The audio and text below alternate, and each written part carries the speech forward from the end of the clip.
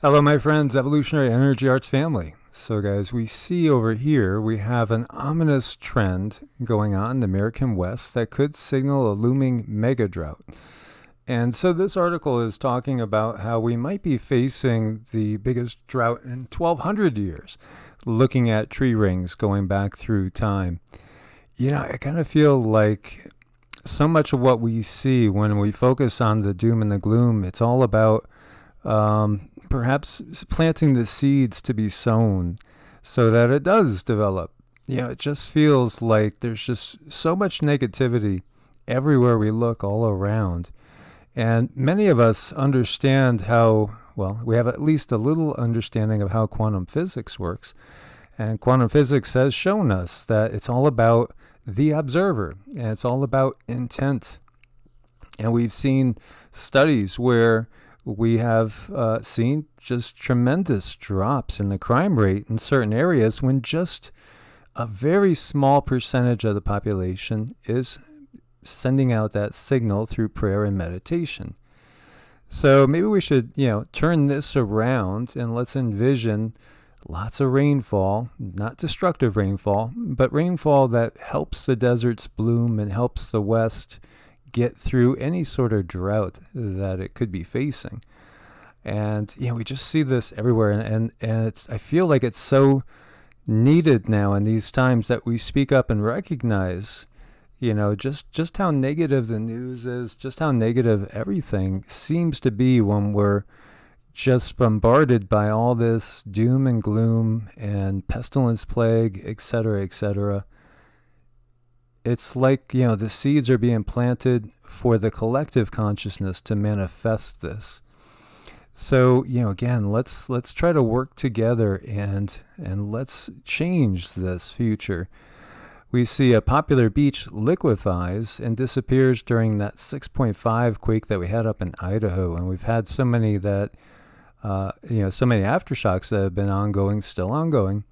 So, with the melting of winter snowpack and ice at lakes in the Sawtooth National Recreation Area, several observers noted something was different at Stanley Lake Inlet. And you can see it's underwater. And so, this former boat launch, beach, and popular fishing area was flooded with deep water and has seemingly disappeared.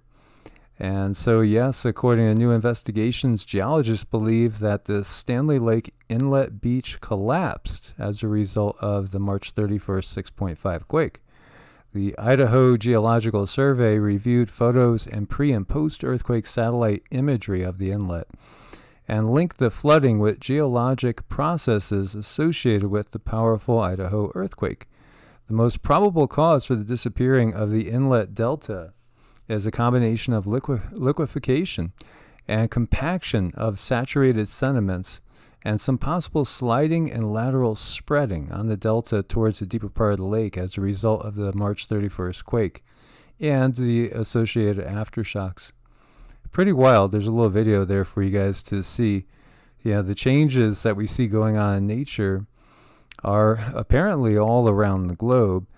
Arctic outbreak unleashes rare snow and record cold in parts of the northeastern U.S. and Canada, and our friends up in those areas, we've been listening to them kind of complain about the weather. And everybody likes to complain about the weather. That's just something that everybody's done for time immemorial. But honestly, today it hasn't manifested to be as hot as it was supposed to be.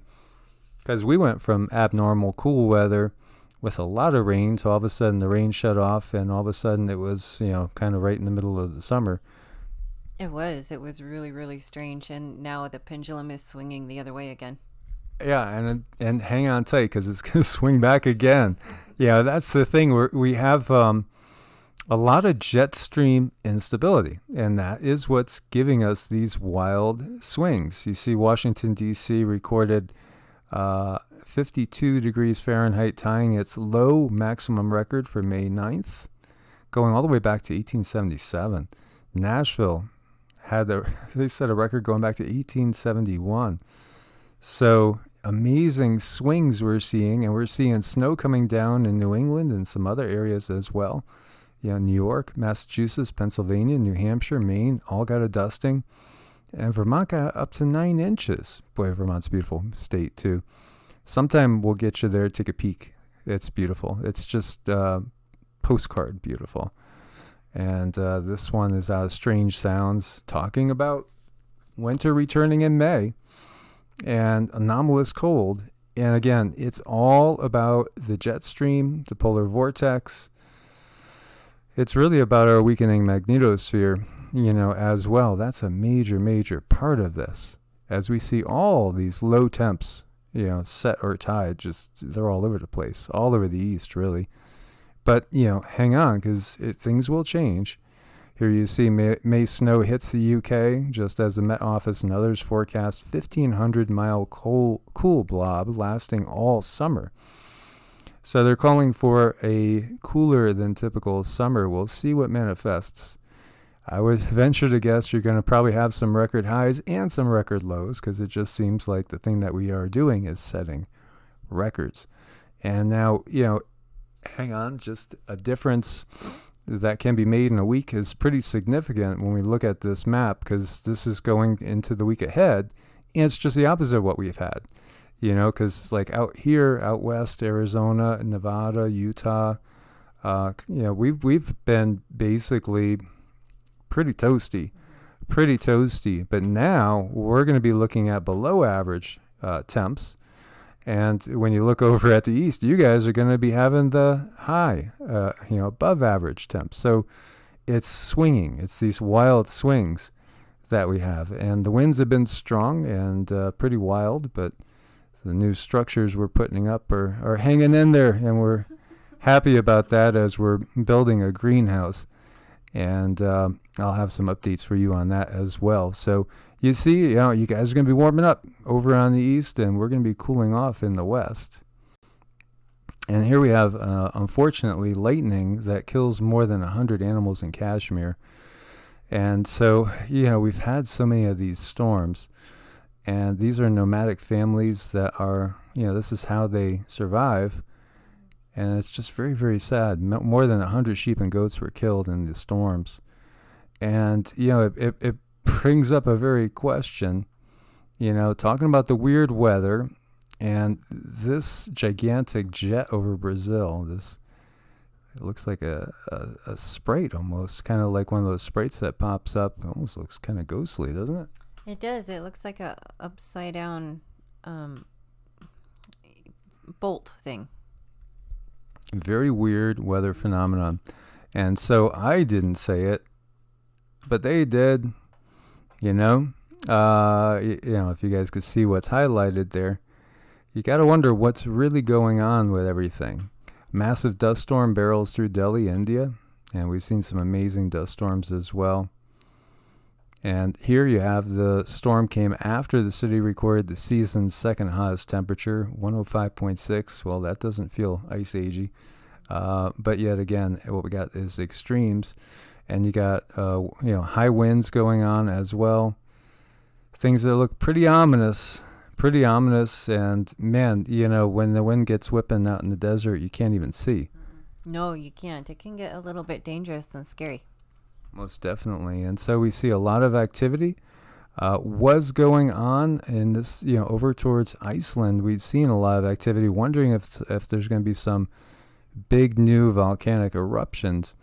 Well, the activity has decreased significantly. We'll see if that means, it's calming down, or is there something building up? Only time is going to tell. But we have most definitely been looking to see some more activity of volcanic origin over in this area as we are going like deeper and deeper into these cycles, and more of the more ancient volcanoes perhaps will be erupting. Sakurajima is something that erupts on a regular basis, and you have strong eruptions continuing on. Since April 27th, a level 3 near crater warning has been in effect since 2016. And then they discovered an ancient volcano off the North Sea, off the Netherlands. So we've been, looking at all these ancient records, and you got to wonder, what's it going to look like another year out? things, again, to me, everything seemed to go to a new level when we had that eclipse. And, we've talked about, signs from God, signs from the gods, signs from who? I mean, if the moon, according to legends, was brought here, some say by the Draco, then, and the moon has behaved kind of odd it seems to us, in the way that its movements have been and how rapidly it seems to be in different places at different times. You gotta wonder. You just gotta wonder, because, what if it was a ship and then we get these eclipses? Are they then just kind of telling us what they're planning on doing? Yeah, I mean, they very well might be. I think that's kind of a trend. So this is a 150 million year old volcano. It was named Mulciber after the Roman god of fire. They say it's probably never ever going to erupt again, so you don't have to worry about that one anyway. And it was recognized by deviations in the seafloor structure combined with measurements of the Earth's magnetic field. It's all about magnetism, most definitely. And here we see yet another body of water turning bright pink. It's kind of crazy. Now this one, they don't know what's causing it. You gotta wonder if it's some sort of pollution or something going on. Is it some sort of corporate runoff? Because, that happens all the time. This one person said, I thought it was a plastic sheet. And then as I got closer, I noticed it was coming from the drain and the water was actually pink. It was quite thick and bright, almost like a soap, but not. It's just so weird. And, it had no smell. Definitely didn't look right and didn't look safe to anybody. And it's near some big farming areas, so you got to wonder, is it some sort of runoff? Are they using something new? And meanwhile, we see more and more dead fish. Everywhere we look, dead fish, dead birds. This is in Paraguay. So much wildlife being killed en masse. It's just such a tragedy. And so, when are the people of the world going to speak up and just say no more? Probably not until there's absolutely no food to go into their bellies, and then they will be out in the streets. They probably will, and that's going to be a really, really, really sad day. And possibly pretty soon, or sooner than later. 2020 Northern Hemisphere NLC, those non-dilution clouds that are so spectacular. So last year was just incredible, and you would think that this year would probably be even more, but unfortunately the forecast says it's just going to be rather average. And they determine that by looking at moisture and temperature data. And so what they're saying is it's probably going to be a rather typical year this year. Well, it doesn't feel like a typical year so far. No, it doesn't. Not with these swings in temperature. And just everything we're seeing up in the sky. We saw some, we got to send those pictures in so we could post them. We saw some amazing clouds last night. We shared with a few of our friends, and man, they looked like there were ships up in there. They were pretty wild. And what was strange is it was really windy, but they stayed put. Yeah, they didn't move. They did not move. And they weren't really too high up, because we saw some jets go way up and over them. Way over them. Yeah, I'll share them for the next video. Kind of crazy stuff, but I don't know. I mean, to me, it felt like there were ships up there. So 10 lost skills we could learn from the Amish. We could learn a lot from the Amish. And honestly, Cindy and I are going to try to live as much kind of like the Amish as possible. We are working when we can. So we work out on the homestead in the morning till it gets to be pretty toasty. Usually 11 or 12 we'll stop. And, then we'll shift to doing videos and working on clients and things like that. And then we'll try to get back out maybe like around 5-ish, where it's, the sun's starting to go a little bit past being right overhead, and try to get 2 more hours of work in at night. And that's what you have to do when you have temperatures that are, hovering near 100 with intense sun. And honestly, we put some plants out there. We've made the raised beds, right? And then we put plants out there, and they got toasted by the UV. And, there's been reports of the UV being outrageous and UVC being ground level. which is not supposed to happen, but it is happening in these times.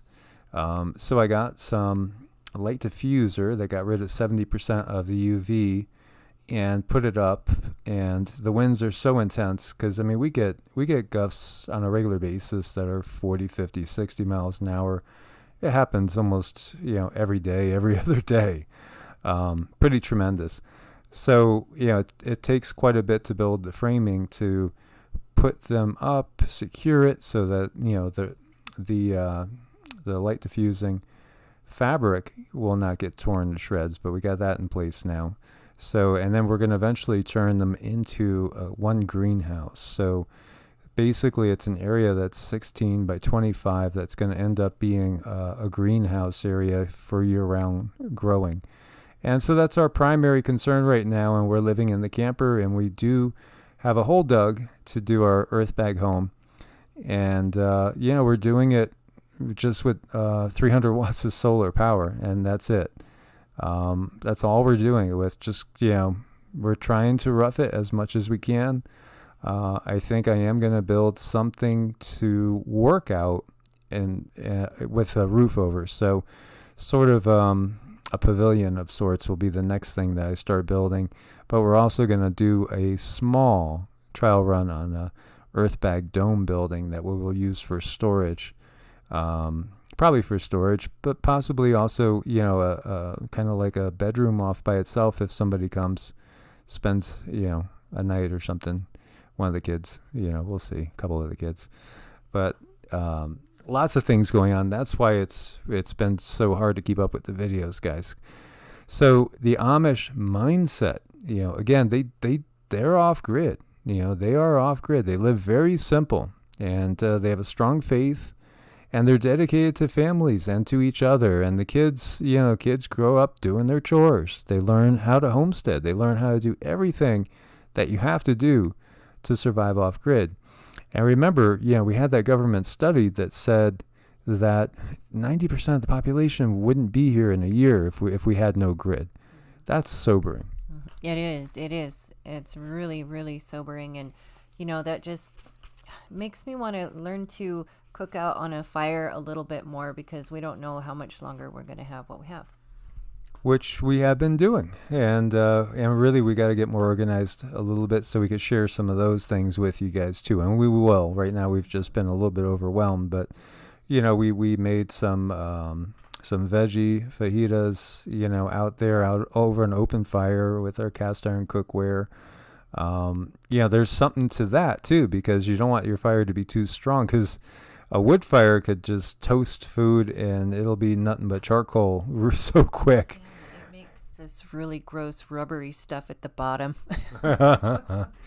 So we've been adjusting to really living simply and living like we used to live, over 100 years ago. And that's what we're dedicated to, and we're going to do it. We're going to stay off grid. So, we have no power, and right now we have no water. We're actually hauling water in. And unfortunately, we don't get enough rain to, make rain catchment too feasible. So, we're in the process of saving up for a well. But in the meantime, we are actually hauling water. And so it's a lot of physical work, and that's how we spend our days now. So again, could you live like the Amish? Actually, I find it beautiful and simple and peaceful, and I do enjoy it. I enjoy being outdoors, 6 hours a day, 7 hours. Well, it's more than that, because then when the sun goes down, we stay out for 2-3 hours just looking at the stars and, enjoying a little peace. It is. It's really, really nice, and it's quiet, and we're not around so much EMF. So, top 10 Amish survival skills. You're getting by with alternative power. It's true. No Amish home has electricity, yet they still have lights at night, a way to cook and refrigerate food, as well as warm water in some cases.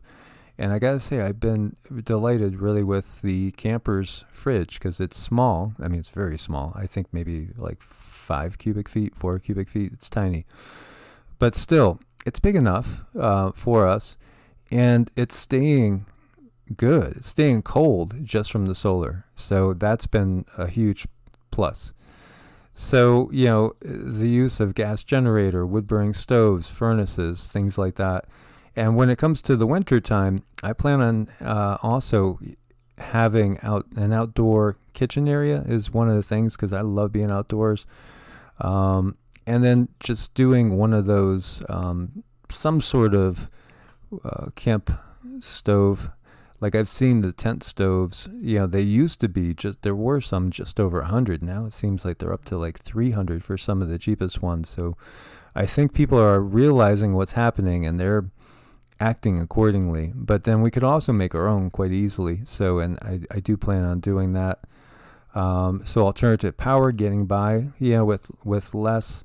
Fence building, mending, yeah, that's a must. We've been doing that with pallets. Livestock illnesses, learn how to treat your livestock. If you are going to have chicken or goats for milk or what have you. Farm equipment, and the Amish deem that horses are farm equipment and essential as well. Food preparation and preservation. I've done some canning before. We do have to go and get some more mason jars. Going to need quite a few more of those. Eventually, we're going to have to do a root cellar too. That's going to be part of it. So, there's so much work to do. Hand sewing, manual sewing. If you got those skills, or it's not really too hard. You just have to do it, right, Sin? Yeah, you do. You just got to do it. Gardening, that's a big one. Gardening is huge because your life may depend on your garden in the future. That's what we're looking at, and using natural alternatives. I remember when I was a kid, early 20s, and having gardens and stuff, and not having a problem using Miracle-Gro. But now, look at the chemicals that are in things. Look at the chemicals. Keep it natural. Keep it simple. Carpentry, that is another big skill to have. And, I honestly would have no problem doing carpentry work all day long. I think I'd be very happy with it. I've done it in the past before when I shared with Cindy, and I shared with you guys, and I'm talking very personally here. Like when I was growing up in 5th grade, I got the nickname of Noogie Nights when the song Boogie Nights came out. Well, I'll share another one with you guys. When I was like lifting like a fiend, and I was up to 240 pounds at one point, with over 400 pound bench press, over 500 pound squat, and I was doing some construction, and the guys would always call me Mongo. If you remember Mongo from Blazing Saddles. So it always used to be, Mongo, go dig ditch. Okay, Bart. Yeah. I love Mel Brooks movies. They're just so silly. But we need silly sometimes. Sometimes we need silly. But I love carpentry. I love that. I love working with wood. I love putting things together. Mechanical skills as well, and also, I've had 10 years dealing with cars, and I could work on cars and machinery as well. I think it's good to be, have a lot of, a jack of all trades, is a good thing to do. And work ethic and, hard work. And the day starts for them at 5 a.m., continues until dark when everybody sits down to enjoy supper together. So, there's something to be said for a good day that leaves you tired and feeling like you did something, actually accomplished something. It feels satisfying. You feel full. You feel fulfilled. Most definitely. So I wanted to share that with you guys. As always, thank you guys so much for your support on Ko-Fi and Patreon. We couldn't do it without you guys. Stay safe out there. Stay sane out there. Keep your chin up. We love you. God bless and namaste. Namaste.